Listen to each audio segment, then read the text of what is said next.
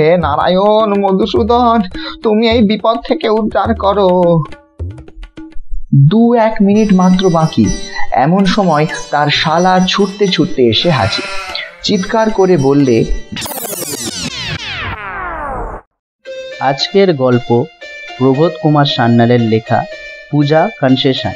গল্পটি আমরা নিয়েছি মালঞ্চ প্রকাশিত এবং পৃথ্বীরাজ সেন সম্পাদিত শতবর্ষের সেরা হাসির গল্প বইটি থেকে। আজকের গল্প পাঠে মাধব, কমি, স্বরূপ এবং রিজু। শুনতে থাকুন আজকের গল্প পূজা কনসেশন। পুজোর ছুটিতে হরিহর বাবু বিদেশে বেড়াতে যাবেন। 80 টাকার কেরানি। বিদেশে বড় একটা যাওয়া ঘটে না। এত বড় সংসার, অতগুলি বাচ্চা কাচ্চা, তবু পূজা কনসেশন, সস্তায় টিকিট। হরিহর বাবু স্থির করলেন বাবা বৈদ্যনাথ দর্শন করতে যাবেন। বড়বাবুকে ধরে, সাহেবকে ধরে 15 দিনের ছুটি পাওয়া গেল। যাবার অন্তত 7 দিন আগে থেকে তোড়জোড়। যেখানে যত আত্মীয় স্বজন, বন্ধু, পরিচিত সকলের কাছে চিঠি গেল। পাড়ার মুদির দোকান, কিনু শ্যাকরা, কয়লাওয়ালা, ভৃগু পরামানিক, নটবর্ধবা ইত্যাদি সবাই জেনে গেল হরিহর বাবু বিদেশে যাবেন। 7 দিন আগে থেকে হরিহরের ঘুম নেই, স্নানাহারের সময় নেই। ছেলে মেয়ের সঙ্গে বচসা, বাড়ির লোকের সঙ্গে বিবাদ, গিন্নির সঙ্গে মনোমালিন্য।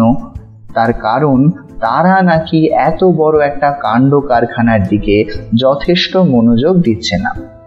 তিনি বললেন, কোন দিক যে সামলাই, আমি এত পেরে উঠবো কেমন করে? গিন্নি বললেন, কিসের এত তাড়াহুড়ো? এখনো তো অনেক দেরি। দেরি? তোমার আর কি বলো, আমার যে প্রাণ চাই। এত কেনাকাটা কে করবে?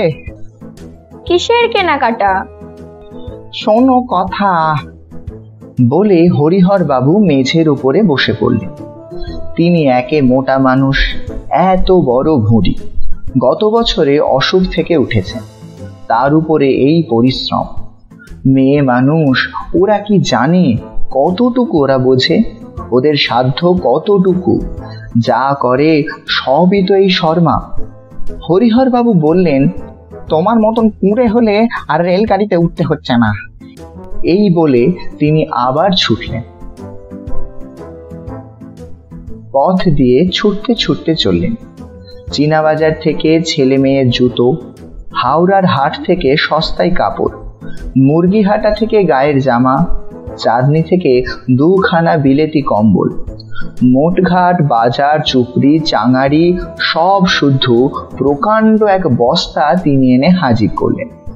বিদেশ বিভুয়ে যাবেন, সেখানে হয়তো ডাক্তার বৈদ্য নেই, হয়তো রাত বিরেতে কোনো বিপদ ঘটতে পারে। এজন্য তিনি ঔষধপত্র কিনতে শুরু করলেন। জ্বরের জন্য কুইনিন, আমাশয়ে ক্লোরোডাইন, কলেরায় ক্যাম্ফর, সর্দির ইউক্যালিপটাস অয়েল, কাশির তালের মিছরি, কাটা ছেঁড়ার টিনচার আয়োডিন, ঘায়ের বোরোফ্ল্যাক্স, জ্যামব্যাক ইত্যাদি। রাত্রে পথে বেরোনোর জন্য একটা টর্চ লাইট। সেখানে গিয়ে একটা সংসার পাততে হবে, তা মনে আছে? হরিহর বললেন। গিন্নি বললেন, সে তো হবেই। তবে চুপ করে আছো কেন? আচ্ছা, তোমার কি একটু দুশ্চিন্তা হচ্ছে না? জানো, সেই অজানা দেশে হয়তো কিচ্ছু পাওয়া যাবে না। সে তখন দেখা যাবে। বলে গিন্নি চলে গেলেন। পরিশ্রমে হরিহর ঘর মাখত, তবু তিনি চুপ করে থাকতে পারলেন না। ঠনঠনে থেকে তিনি এক প্রকাণ্ড চট কিনে আনলেন। তার সঙ্গে আনলেন একটা আম কাঠের বাক্স। তার মধ্যে থালা, বাটি, ঘটি, গেলাস, কড়া, খুন্তি, হাতা, বেড়ি, চাটু, হাঁড়ি, গামলা, ডেকচি সব পুরলেন। সাহায্য করবার কেউ নেই, একাই সব করতে হল। এদিকে তালের বাটি, নুনের কেঁড়ো, মশলার কৌটো, ঘিয়ের শিশি, শিল, নোড়া, চাকি, বেলুন, বঁটি, কাটারি সব ঢোকালেন। অত দূর বিদেশে চাল ডাল পাওয়া যায় কিনা সন্দেহ। সুতরাং তেল, ঘি, নুন, ডাল, হলুদ প্রভৃতি সমস্তই তিনি কিনে আনলেন। কারও কথা তিনি শুনতে রাজি নন। বিদেশের অভিজ্ঞতা বাড়ির কারও নেই। এখন সবাই মুখ টিপে হাসছে বটে, কিন্তু সেই দুর্দিনে এইসব বড়ই মিষ্টি লাগবে। একসময় তিনি গলা বাড়িয়ে বললেন, বলি শুনছ, ছোট ছেলেটার জন্য কিছু দুধ নিতে হবে, সে দেশে হয়তো গরু নেই। গিন্নি বললেন, গরু একটা এখান থেকে নিয়ে গেলে হয় না? বলেছ ঠিক, বলে হরিহর বাবু মাথা নাড়লেন। যাই, স্টেশনে গিয়ে একবার জিজ্ঞাসা করে আসি। বলেছ তুমি ঠিকই। তিনি গভীর চিন্তায় বিমর্ষ হয়ে বেরিয়ে গেলেন। পাড়ার লোক ডেকে বলল, হরিহর বাবু, আপনার যাওয়া কি তবে ঠিক? হরিহর বললেন, বাবা বৈদ্যনাথের ইচ্ছে, আমার তো চেষ্টার ত্রুটি নেই। কাল রাতে আপনার বাড়িতে অত গোলমাল হচ্ছিল কেন? আরে ভাই, এত বড় ব্যাপার কারো গা নেই। রাত জেগে আমি জিনিসপত্র গোছাচ্ছিলুম। আপনার বাড়িতে কারা এসেছিল? হরিহর বললেন, তা বটে, এসেছিল আমার দুই শালা, বড় ভাইরা ভাই আর আমার ভাগ্নে। তাদের ডেকেছিলুম চিঠি লিখে। ওরা সবাই সামনে এসে না দাঁড়ালে আমি এত কাজ পেরে উঠবো কেন? পাড়ার লোক বলল, আপনারা কজন যাবেন? আমি, আমার স্ত্রী আর 3টি ছেলে মেয়ে। আচ্ছা দেখুন বিনয় বাবু, আপনি একবার আসুন তো আমার ঘরে। আমার মাথা ঠিক নেই, দেখে জানতো আর কিছু দরকার লাগতে পারে কিনা। বিনয় বাবু এসে দাঁড়ালেন, বললেন, সবই হয়েছে, বিছানা কিছু কম। ওই শোনো, ও গো, কোথায় গেলে? আমি তখনই বলেছিলুম, ঠিক ঠিক, সামনে অক্টোবর মাস বটেই তো।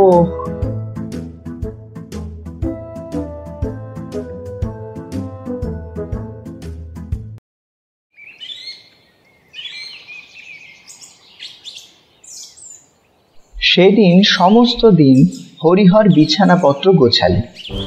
লেপ 4টে, বালিশ 11টা, কাঁথা 6খানা, মাদুর 3টে, তোষক 5খানা, চাদর 7খানা, শতরঞ্চি 3খানা। এত বিছানা তার নিজের ছিল না। শালা, শালি, বড় বোন, মাস্তুতো ভাই, মামা, পাশের বাড়ির বড় বউ, বিনয়বাবু স্ত্রী, সকলের কাছে 15 দিনের করারে বিছানাগুলো ধার করে এনে তিনি এক জায়গায় স্তূপাকার করলেন। জিনিসপত্র, মোট ঘাট, পোটলা, পুটলি, চুপড়ি, চ্যাঙারি প্রভৃতি তার শোবার ঘর বোঝাই হয়ে উঠল। রাত্রে ছেলে মেয়ে, স্ত্রী ও নিজ ঘরে আর শোবার জায়গা পেল না। সবাইকে বাইরে শুয়ে 2 দিন রাত কাটাতে হলো। প্রথম শরৎকালের গুমট, সুতরাং ঘরের ভেতরকার ঠাসাঠাসি জিনিসপত্রে আরশোলা, পিঁপড়ে, মাকড়সা, বিছে ইত্যাদির উৎপাতে 2 দিন আগে থেকেই ঘরের মধ্যে প্রবেশ করা কঠিন হয়ে উঠল। নিচের দালান থেকে উপরের ঘর পর্যন্ত অসংখ্য পুঁটলি, বস্তা, বাক্স, তোরঙ্গ, ব্যাগ, বিছানা, মোট ঘাট ইত্যাদিতে আর পা বাড়াবার ঠাঁই রইল না। গরুর গাড়ি না হলে এত জিনিসপত্র স্টেশন পর্যন্ত নিয়ে যাওয়া যাবে না। অবশেষে হরিহর বাবু 2খানা গরুর গাড়ি বন্দোবস্ত করার জন্য বেরোলেন। ফিরে যখন এলেন, দেখা গেল আবার তার সঙ্গে 1 গাড়ি জিনিসপত্র। সেই অজানা দেশে হয়তো খাবার জল পাওয়া যায় না, সুতরাং প্রকাণ্ড 2টো ট্রাঙ্ক এলো। বড় 1 টিন কেরোসিন তেল, চোর ডাকাত তাড়াবার 4টে বড় বড় লাঠি, 6টা হেরিকেন লণ্ঠন, 3টে আলিগড়ের তালাচাবি, 5টা বালতি, 1 রাশ খাম, পোস্ট কার্ড, ডাক টিকিট, হিসেবের বড় 1খান জাবদা খাতা, গোটা কত হুঁকো, কলকে, তামাক, টিকে, 1 রাশ দড়ি, এমনি আরো কত কি। ধামা, চ্যাঙারি, থলে, বাক্স, ব্যাগ সমস্তই একে একে বোঝাই হয়ে উঠল। পাড়ার বড় বউ হরিহরের স্ত্রীকে ডেকে বললেন, এত জিনিসপত্র নিয়ে কত দূরে যাবেন বউ দিদি? হরিহরের স্ত্রী হেসে বললেন, বিলেতে। অবশেষে যাবার দিন এলো। বেলা 12টায় ট্রেন, কিন্তু আগের রাত্রে হরিহর ঘুমালেন না। কেবল তাই নয়, পরদিন ভোরে জিনিসপত্র বাঁধা ছাঁদা করার ভয় দেখিয়ে তিনি স্ত্রীকে জেগে থাকতে বললেন। ছেলে মেয়েদের চিমটি কেটে তিনি শেষ রাত্রে ওঠান। গোলমাল ও চিৎকারে পাড়ার লোক সে রাত্রে জেগে কাটালো। ভোরবেলায় একদল মুটে দুখানা গরুর গাড়ি নিয়ে এসে হাজির হলো। সকালবেলা নানা দিক থেকে আত্মীয় স্বজন তার দরজায় উপস্থিত। পাড়ার লোক দল বেঁধে সারি সারি উপরের জানলায় ও বারান্দায় দাঁড়িয়ে গেল। সকালবেলা আহারাদির ব্যবস্থা যেমন তেমন। ছেলে মেয়েদের দিকে যথেষ্ট মনোযোগ দেওয়ার অভাবে তারা দুদিন থেকে অযত্নে ও অনাহারে কাহিল হয়ে পড়েছে। স্ত্রীর সঙ্গে স্বামীর বিবাদ, বিদেশে যাওয়ার এইসব হাস্যকর আয়োজনের সাহায্য না করার জন্য হরিহর স্ত্রীর মুখ দেখছেন না। যাই হোক, কোনো রকমে ভাতে ভাত খেয়ে সেদিনের মতো কাজ সারা হল।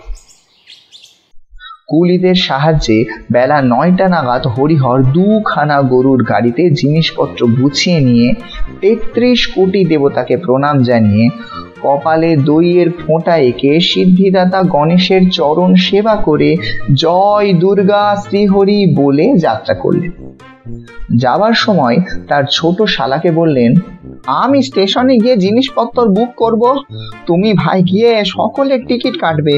দেখো 11টার মধ্যে অবশ্য পৌঁছানো চাই।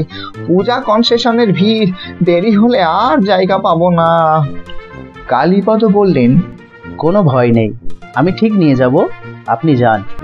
সমস্ত পাড়া সচকিত করে সকলকে হাসিয়ে সকলের বিস্মিত দৃষ্টির ওপর দিয়ে বাবা বৈদ্যনাথ যাত্রী হরিহর চৌধুরী মশাই আর একবার দুর্গা বলে যাত্রা করলেন।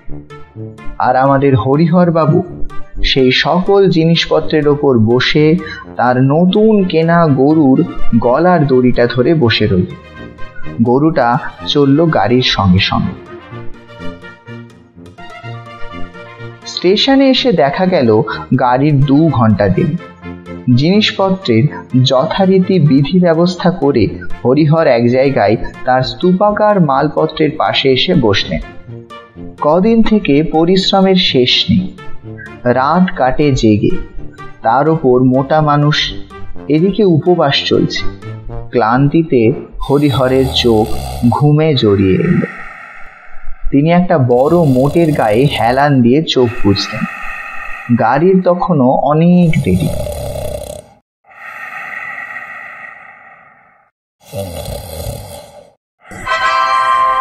May I have your attention, please?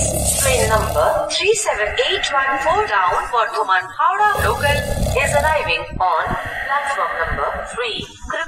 মাত্র কয়েক মিনিট আগে তার ঘুম ভাঙল। তখন ঘন্টা দিচ্ছে। দ্রুত উঠে দাঁড়িয়ে হাঁকাহাঁকি করতেই কুলি এলো। 10 জন কুলি। সেই 10 জন মিলে তার মালপত্র নিয়ে প্ল্যাটফর্ম পেরিয়ে গাড়িতে তুলল। গাড়ি ছাড়তে আর বিলম্ব নেই।